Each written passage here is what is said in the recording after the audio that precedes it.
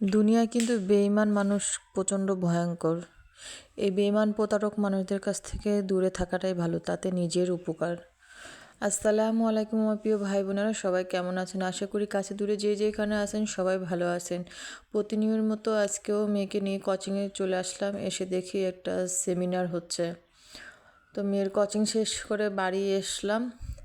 আসার সময় আজকে কোনো নাস্তা নিয়ে আসি নাই, তা ভাবছি কি করব, কি খাবো, বাসায় তেমন কিছু নেই। তারপরে ফ্রিজে বেসন ছিল, তো আর শীতের সবজি তো এখন থাকেই ফ্রিজে। তো বেসনের একটা বাটার করে আমি ফুলকপির ফুলুরি আর বেগুনির করে নিছিলাম খাবো বলে। তো ছোটো মেয়েও বাসায় আসছে, আর বড় মেয়ে তো এগুলো খায় না। তো আমার এই যে ফুলকপির ফুলুরিটা অনেক সুন্দর হয়েছে, কিন্তু খুব সুন্দর ফুলেছেও, খেতেও কিন্তু দুর্দান্ত ছিল।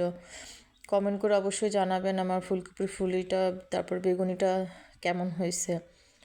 আর বেগুনিগুলো কিন্তু একদম ট্যাপা ট্যাপা করে ফুলে গেছিলো।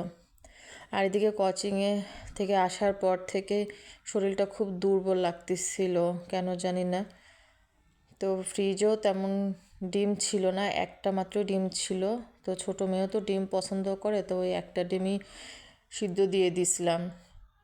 বেগুনিগুলো দেখেন কি সুন্দর পরিমাণে মানে ট্যাপা ট্যাপা হয়েছে। তো নাস্তা গোছগাছ করে ছোটো মেয়েকে নিয়ে খেতে বসে পড়লাম। বড় মেয়ে এদিকে পড়তে বসছে, বড় মেয়ে তো এগুলো খায় না, তারপরেও জোর করে একটা বেগুনি খাওয়াইছিলাম। তো ছোটো মেয়েকে বললাম কি খাবা আগে, ছোটো মেয়ে বলতেছে আগে ডিম খাবে। ডিমটাই তো তার অনেক পছন্দের একটা খাবার, তো ডিমটাই আগে মেয়ে খাবে। আর আমাদের ভাইয়া আপুদের হয়ে একটা কথা বলবো, যতটা না ভিউ হয় এক একটা ভিডিওতে, তার এক ভাগও লাইক পড়ে না। আপনারা ভিডিও দেখেন, কমেন্ট করে যান, তো তাতে একটা যদি লাইক দিয়ে যান তাতে কোনো ক্ষতি হয় না।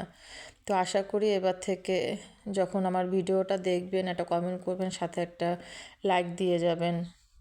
তো আজকের ভিডিওটা এই পর্যন্তই।